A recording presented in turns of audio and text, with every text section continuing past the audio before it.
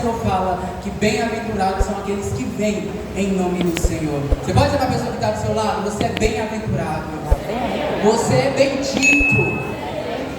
Eu poderia estar em qualquer outro lugar. Isso, ora louvando ao Senhor.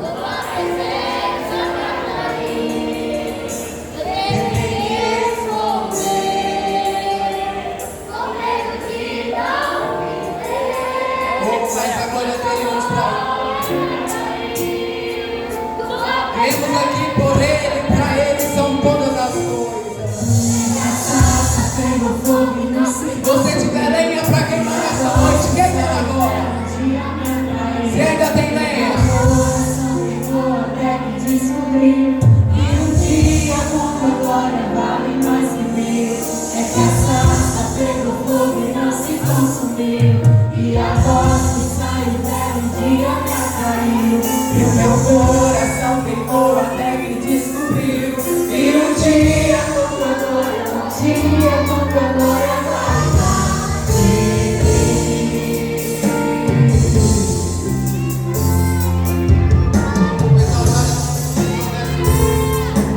Ele é a raiz do caminho. Ele é aquele que é, a mão dele está estendida nessa noite. A mão dele está estendida nessa noite na igreja de Serginho. Ele tem que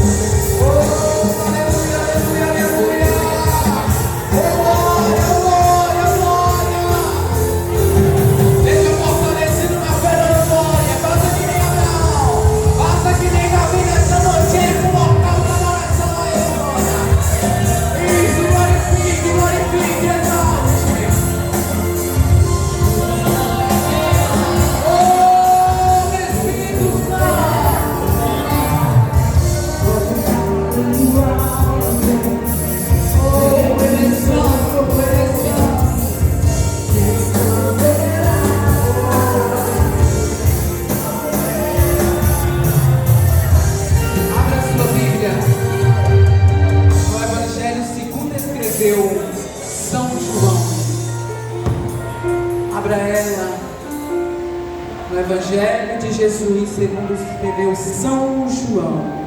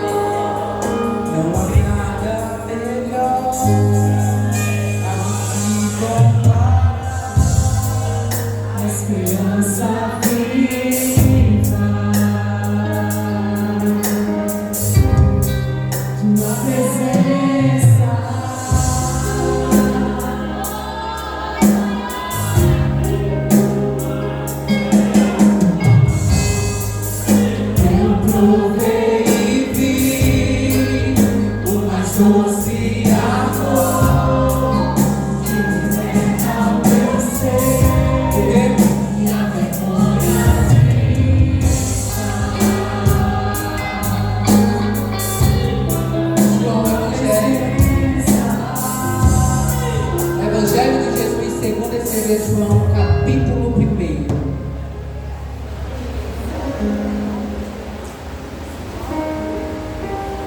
Evangelho de Jesus, segundo escreveu São João, capítulo 1. Faremos menção do verso 14.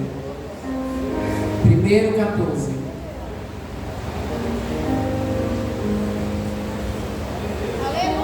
Todos acharam? Diz assim: e o Verbo se fez carne e habitou entre nós, e vimos a sua glória, glória como do unigênito do Pai, cheio de graça e de verdade. Você pode repetir isso? Vamos lá? No 3 vocês repetem, todo mundo junto. 1, 2, 3. E o Verbo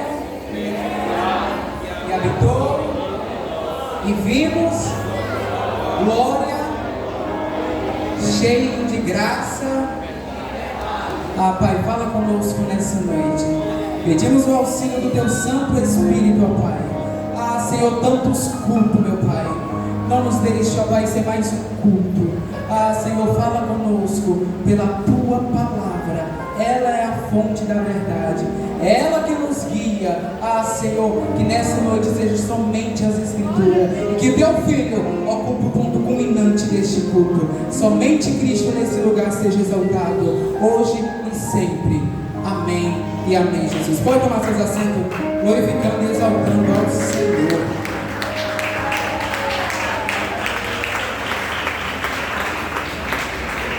Glória a Jesus, aleluia. Hoje, dia 25 de dezembro, é celebrado o Natal. Natal é uma festa mundialmente esperada, festejada. Nessa época, as ruas elas são iluminadas, as ruas são decoradas, as casas são decoradas, o pinheiro de Natal entra em cena, panetone, encontros familiares que a gente não via há anos, a gente se reencontra no Natal. Papai Noel entra em cena no Natal como protagonista dessa festa. Só que tudo isso, talvez tudo que você tenha em mente quando você se fala da palavra Natal, quando se fala dessa época natalina, talvez tudo que você tem em mente não é aquilo que significa realmente o Natal. O Natal não tem a ver com Papai Noel. Papai Noel é um intruso no Natal. O Natal não tem a ver com encontros familiares. Não tem a ver com troca de presentes. Nada disso dá sentido ao Natal. O Natal virou o quê? Uma festa antropocêntrica. Como assim, Davi? O homem é o centro do Natal. Hoje em dia o homem é o centro do Natal. O homem é o que ocupa o ponto culminante do Natal. Secularizaram o Natal. E hoje eu estou aqui com o dever de trazer para vocês o real sentido do Natal. E eu peço cordialmente que vocês prestem atenção. Talvez você não vá se arrepiar, eu não vou estar aqui gritando. O meu desejo é fazer com que você entenda a palavra de Deus. E não dá para entender a palavra de Deus com gritaria. Não dá para raciocinar a palavra de Deus com gritaria. Hoje eu quero que você raciocine a palavra de Deus. E por favor, aqueles que fecharam a Bíblia, abra ela no Evangelho de João, mantenha ela aberta. Uma das características, aprenda isso. A gente olha para a igreja, a gente vê que a igreja ela não tem tanto interesse pela escritura quando ela fecha a Bíblia quando o pregador está pregando. Nunca faça faça isso. Seja como os crentes de Bereia. Os crentes de Bereia, o apóstolo Paulo falou que ele estava apóstolo Paulo. Não era qualquer pastor, não era missionário, era o apóstolo Paulo. Era o apóstolo lá em Bereia pregando, os crentes de Tessalonicenses analisando, vendo se aquilo que Paulo pregava estava nas escrituras. Então seja um crente bereano. Não aceite qualquer coisa, não aceite qualquer palavra, não aceite qualquer comida. Questione, exerça juízo crítico e faça isso comigo nessa noite. Então acompanha comigo. Hoje a gente vem trazer aqui o verdadeiro significado do Natal. E o que é o verdadeiro significado do Natal? O que é a essência do Natal? É exatamente isso que nós acabamos de ler. É intrinsecamente, expressamente isso que nós acabamos de ler. O que é o Natal? É isso que João escreve no seu capítulo 1, no verso 14. E o Verbo se fez carne e habitou entre nós. E vimos a sua glória, glória do unigênito do Pai. Aleluia! Isso é o Natal. Essa é a verdadeira essência do Natal, a encarnação do Verbo. E quem é esse Verbo? João ele descreve no capítulo 1, no verso 1. No princípio era o Verbo, e o Verbo estava com Deus, e o Verbo era Deus. O Verbo que se encarna no capítulo 4, no verso 14, é esse que João fala a verdade sobre ele no verso 1. Primeiro ele começa dizendo que ele estava no princípio com Deus. Como assim no princípio? Quando João fala no princípio, João está querendo nos passar de que Jesus ele é eterno. O verbo que João fala aqui é Jesus. Parafraseando o que João escreveu aqui para você melhor compreender, João estava querendo dizer, no princípio era Jesus. Jesus estava com Deus e Jesus, ele também era Deus. Quando João fala, no princípio era o Verbo, João está falando da eternidade de Jesus. Jesus ele encarna no verso 14, mas ele sempre existiu. Quando João fala, ele começa a escrever no seu prólogo, no princípio criou Deus, no princípio era o Verbo, e o Verbo é a palavra de Deus. Ele está nos levando para Gênesis 1. Ele está nos fazendo lembrar aqui de Gênesis 1. O que é que acontece em Gênesis 1? A criação. No princípio criou Deus os céus e a terra. Ali estava Jesus.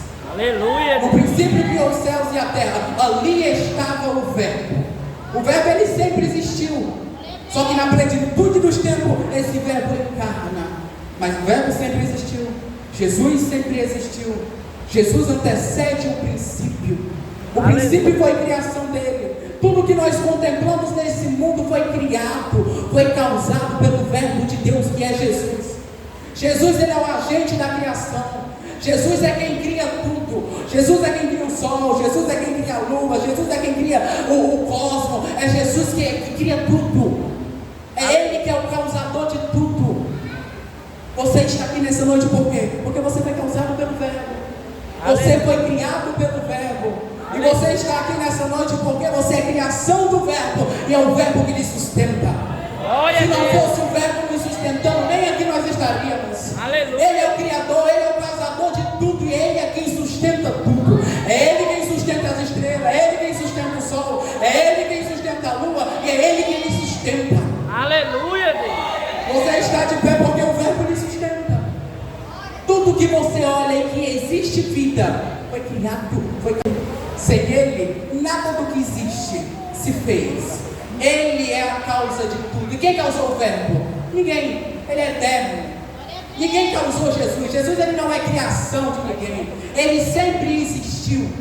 E Ele sempre existirá. Ele não tem começo, Ele não tem fim, Ele não tem origem, Ele não tem data de nascimento. Jesus sempre existiu. Só que além do Verbo ser eterno, analisa comigo, João ainda acrescenta, João ainda vai além.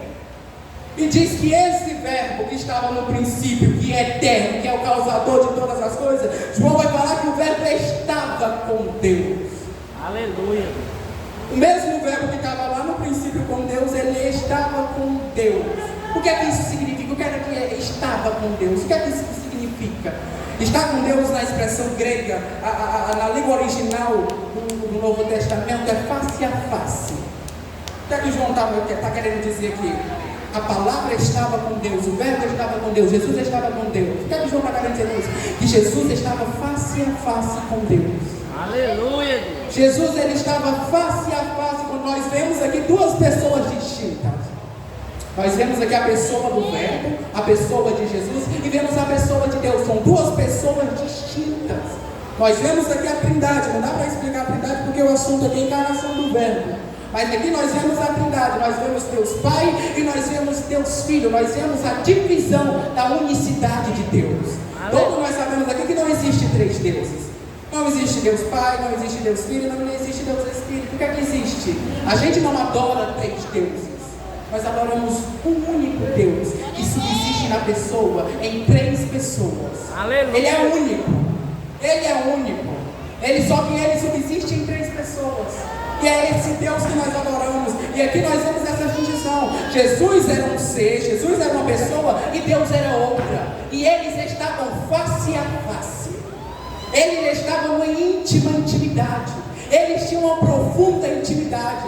O Jesus e Deus, eles estavam no mesmo alinhamento, no mesmo propósito. Eles eram tão íntimos. Jesus e Deus, eles tinham uma comunhão tão grande.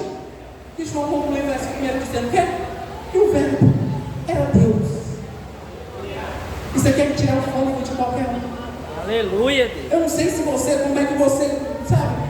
Isso aqui é de tirar o fôlego de qualquer um. O Verbo estava com Deus. Esse mesmo Verbo estava face a face com Deus. E esse mesmo Verbo era Deus.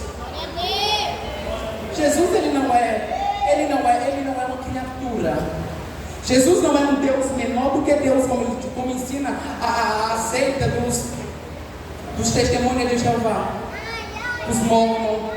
Não, Jesus, ele é Deus, ele não é uma criatura. Jesus não é um ser menor. Jesus não é uma força ativa de Deus. Jesus não é um ser enviado por Deus.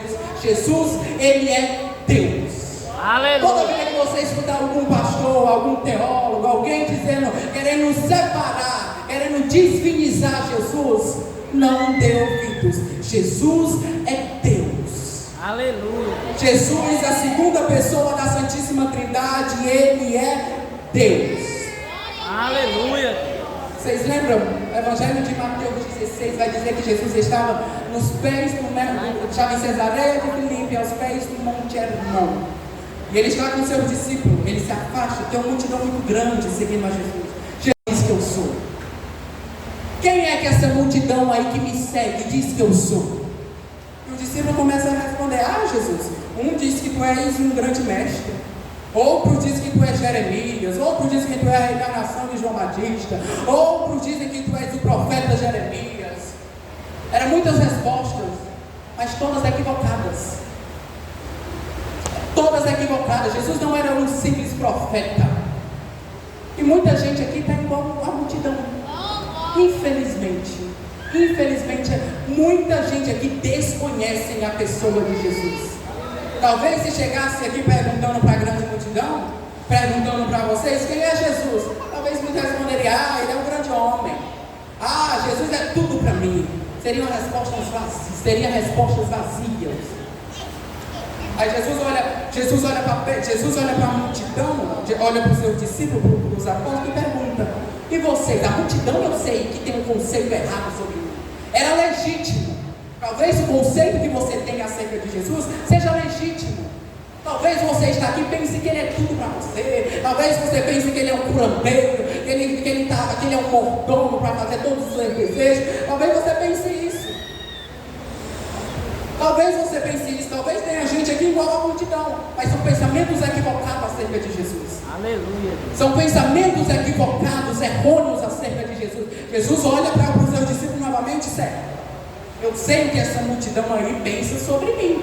Eles têm um conceito errado acerca da minha pessoa. Agora vocês que andam comigo, vocês que comem comigo, vocês que viajam comigo, vocês que vivem 24 horas comigo, o que é que vocês pensam que eu sou? Jesus perguntando aos discípulos. Pedro levanta em nome do católico, do colégio apostólico e fala: tu és o Cristo, o Filho do Deus vivo. Aleluia, Deus. Exalte o Senhor.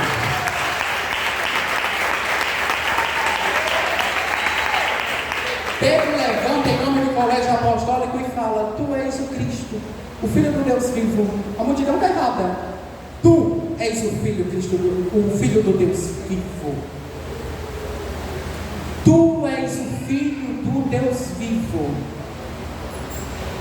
Jesus, ele não era qualquer pessoa. E Jesus responde: Simão Barjona, Simão, Pedro, tu és bem-aventurado. Porque isso não veio da tua sapiência, Pedro. Pedro, isso não veio porque tu me conhece, Pedro. Pedro, isso não veio porque tu vive comigo, Pedro. Isso foi o próprio Deus que te revelou. Foi o próprio Deus, Pedro. Pedro, tu é muito feliz, Pedro. Pedro, tu é bem-aventurado, por quê? Porque não foi a tua sapiência, não foi a tua inteligência que descobriu quem eu sou. Foi o próprio Deus que te revelou. Aleluia! Tem gente aqui que vive o Deus da religião, que a religião apresenta. Você só vai conhecer a Jesus aqui, unicamente, exclusivamente, estritamente pelas Escrituras. Aqui está a revelação de Deus. E por que muita gente aqui tem um conceito errado acerca de quem é Jesus? Porque não se tem uma pregação como essas. Pregações de dar, as pessoas desconhecem quem é Cristo. As pessoas não vêm para a igreja mais inteirado, querendo saber quem é Jesus. Hoje eu vou na igreja para quê? Para receber minha vitória. Hoje eu vou na igreja para quê? Para receber. Não, isso não é errado. Pelo amor de Deus, não me interprete errado. Só que o problema é quando o nosso objetivo ele está errado. E é por isso que muita gente aqui desconhece Deus, porque não tem mais pregação sobre Deus, sobre os atributos de Deus. Quando foi lá na sua igreja que você ouviu um sermão sobre a ira de Deus? Talvez você nem sabe, Deus é só amor. Não sabe nem que ele se ira. Porque talvez na nossa igreja o pastor não prega sobre a ira de Deus. Você não tem sermão sobre o inferno. Quando foi a última vez que você pregou sobre o inferno? Você que aqui é pregador. Quando foi a última vez que vocês, lá na igreja de vocês, ouviram exposição sobre o inferno? Aprendendo sobre o inferno? A gente precisa aprender sobre o inferno. A pessoa que mais fala sobre o inferno foi o próprio Jesus. Aleluia. E é por isso que nós somos analfabetos bíblicos. Nós não entendemos as doutrinas fundamentais, porque nós viemos para a igreja não para aprender Bíblia, nós viemos para a igreja para rodar, nós viemos para a igreja para fazer campanha, para conseguir as coisas. Nós viemos para a igreja com nossos sentimentos antropocêntricos. Nós não viemos para a igreja para aprender. E eu peço aqui, não interprete mal, pelo amor de Deus. Eu peço aqui em nome de Jesus aos pregadores, eu peço aqui como ovelha. Eu sei que os pastores da região estão aqui, eu sei que aqui tem muitos pregadores que pregam a palavra de Deus. E eu peço como ovelha, eu estou aqui nesse público pedindo. Larguem essas pregações triunfalistas. Larguem essas pregações triunfalistas, egocêntricas. O centro da sua pregação é o homem. Larguem isso. Preguem Cristo. Preguem somente Cristo e este crucificado. Preguem somente Cristo e esse ressurreto. Tudo que nós temos é Cristo. E isso não é um lamento, isso é um brado de vitória. Tudo que eu tenho é Cristo. Tudo que você tem é Cristo. Por que nós estamos querendo desviar a verdade, ludibriar o povo?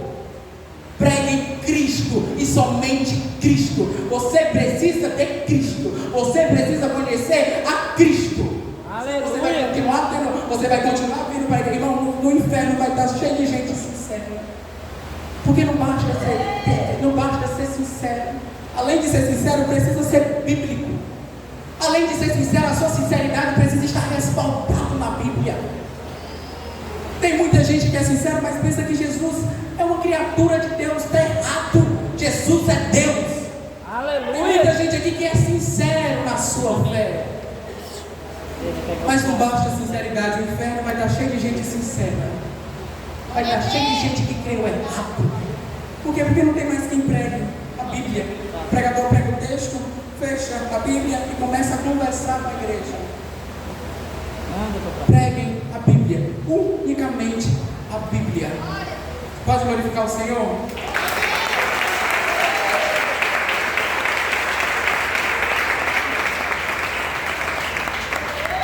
Então o que é o Natal? Natal é a encarnação desse verbo. Essa é a mensagem central do Natal. O que é o Natal? Natal é a celebração solene do momento em que Deus se insere na história. Aleluia. Natal é Deus se vestir de pele humana. Aprendemos aqui na EBD como jovem que Deus não possui corpo, que nem o nosso. Deus não possui um braço, Deus não possui uma perna. Nós aprendemos isso aqui. Deus ele é invisível, ele é espírito. Espírito não tem corpo. Ah, Davi, mas lá em Gênesis diz que Deus criou o homem à sua imagem e semelhança. Não tem nada a ver com Deus ter corpo. Imagem e semelhança ali quer dizer Deus se veste de pele. Deus cria nervo, Deus cria tendões e vem para onde? Vem habitar conosco. Deus que estava no princípio, o mesmo que estava face a face com Deus, o que era eterno, o causador de todas as coisas, onipotente, onipresente, agora cria carne, agora se limita, deixa a sua glória e vem habitar conosco. Aleluia. Deus que era 3 vezes santo, que os serafins viram, Isaías viu o quê? Os serafins cantando santo, santo, santo. Agora esse Deus larga o céu e vem para a terra se fazer pecado por mim e por você. Ele não pecou, eu não disse que ele pecou, disse que ele se fez pecado. Os nossos pecados foram imputados nele. Você consegue imaginar isso? O verbo de Deus, Jesus Cristo, o Deus encarnado agora vem habitar conosco. Ele vem residir conosco, ele vem beber da nossa água, ele vem comer da nossa comida, ele vem andar nesse chão. Vocês têm noção disso? Deus encarnou e habitou entre nós. Deus encarnou e veio habitar, andar no nosso chão, comer da nossa comida, veio beber da nossa água. Vocês têm noção de Deus deixou a sua glória e veio para cá habitar conosco. Isso é o Natal. Ah, Davi, Natal é uma festa pagão dos ímpios. Se ser pagão é adorar o Senhor, se ser pagão é celebrar o nascimento de Jesus, eu sou pagão então. Não tem nada a ver com paganismo. O real sentido do Natal não é o que o povo do mundo aí comemora. É isso que nós estamos fazendo. É celebrando a encarnação do Verbo, o nascimento de Jesus. Isso é Natal. O que é o Natal? Se isso não for amor. O que é o Natal? Deixou o esplendor de sua glória, fazendo destino aqui. Glória a Deus. Estava só vivendo para dar sua vida. Isso é Natal. Glória a Deus. Se isso não for amor, cante.